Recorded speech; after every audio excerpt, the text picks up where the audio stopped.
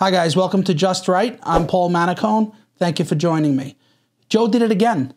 Last night at the DNC, he continued to push the big lie about Charlottesville. I ran for president in 2020 because of what I saw in Charlottesville in August of 2017. Extremists coming out of the woods, carrying torches, their veins bulging from their necks, carrying Nazi swastikas and chanting the same exact anti-Semitic bile that was heard in Germany in the early 30s. Neo-Nazis, white supremacists, and the Ku Klux Klan, so emboldened by a president then in the White House that they saw as an ally. They didn't even bother to wear their hoods. Hate was on the march in America. Old ghosts and new garments, stirring up the oldest divisions, stoking the oldest fears, giving oxygen to the oldest forces that they long sought to tear apart America. In the process, a young woman was killed. When I contacted her mother, I asked about what happened. She told me. When the president was asked what he thought had happened, Donald Trump said, and I quote, "There are very fine people on both sides. My God." That's what he said. I proved this to be untrue in a recent video. Here it is. Now let's go back to the debate and we'll see lie number 8. What got me involved to run in the first place after my son had died, I decided in Iraq, because of Iraq, I said I wasn't going to run again until I saw what happened in Charlottesville, Virginia. People coming out of the woods carrying swastikas on torches, and singing the same anti-Semitic bile they sang when back in Germany. And the young woman got killed. I spoke to the mother, and they asked him. They said, "What do you think of those people? The people the ones who got killed, the one who tried to stop it, and the ones," he said, "I think they're fine people on both sides." What American president would ever say Nazis coming out of fields carrying torches, singing the same anti-Semitic bile, carrying swastikas were fine people? Joe likes to use this one a lot. Here's what happened. There was a protest in Charlottesville, Virginia regarding the removal of Confederate statue Robert E. Lee. Some people were for the removal, some people were against it. When Trump is talking about very fine people, he's talking about people within each of those groups who were there to protest peacefully.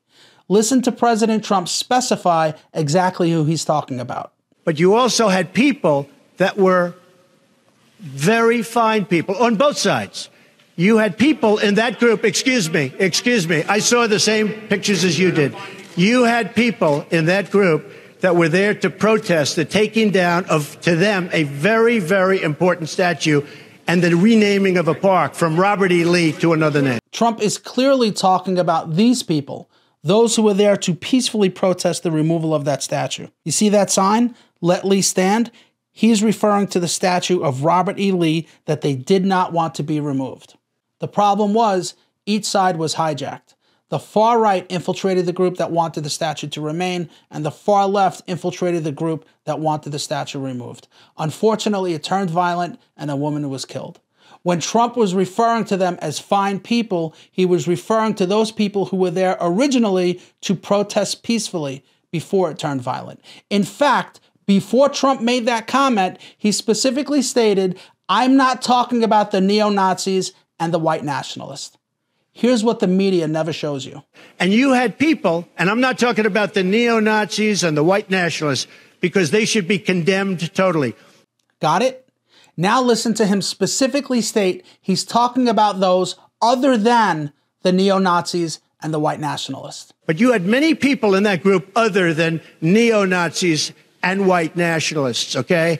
And the press has treated them absolutely unfairly. Now, in the other group also, you had some fine people, but you also had troublemakers, and you see them come with the black outfits and with the helmets and with the baseball bats. You had a lot of bad people in the other group too. Trump is clearly making a distinction between those who are there to protest peacefully and those who are there to commit violence. This is clear as day. But Joe and the corrupt Democrats love to lie about this issue. Joe has taken one line about a particular group of people and applying it to the whole incident when it is clear that Trump was not condoning violence. In fact, Trump held another press conference to condemn the attack a second time. To anyone who acted criminally in this weekend's racist violence, you will be held fully accountable. Justice will be delivered. As I said on Saturday, we condemn in the strongest possible terms this egregious display of hatred, bigotry, and violence. It has no place in America. Racism is evil, and those who cause violence in its name are criminals and thugs, including the KKK, neo-Nazis, white supremacists, and other hate groups that are repugnant to everything we hold dear as Americans. So even though Trump condemned the attack again, Joe continues to push this fake narrative. And this isn't the first time. Joe actually used this in his 2020 campaign ad. And that's when we heard the words of the President of the United States that stunned the world and shocked the conscience of this nation. He said there were, quote, some very fine people on both sides. Very fine people on both sides? Joe also mentioned it in the 2020 debate and on the campaign trail. And they asked the president what he thought. He said there were very fine people on both sides. No president has ever said anything like that. He said there were very fine people in both groups. They're chanting anti-Semitic slogans, carrying flags. Again, these are the people Trump was referring to. He wasn't talking about these people, Joe. He wasn't talking about those who were there to commit violence. But this is all a lie, and Joe knows it. Joe can claim he supports the removal of Confederate statue Robert E. Lee, but does he mention that he voted to restore his citizenship? And while Joe claims to despise the people who display the Confederate flag and is outraged that Trump referred to them as very fine people, do you know that Joe referred to them in the exact same way? Have you ever heard of the United Daughters of the Confederacy?